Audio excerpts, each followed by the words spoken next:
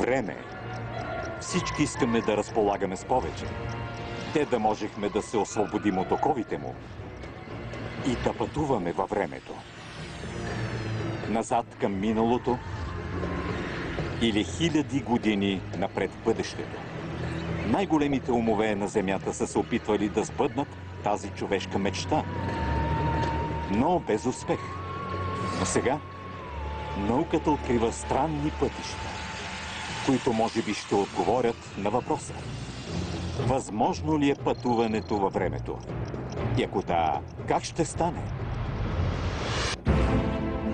В червеевата дупка с Морган Фриман. Пространство, време, живот.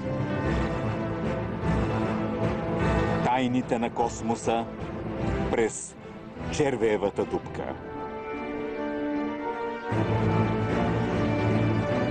Възможно ли е пътуването във времето?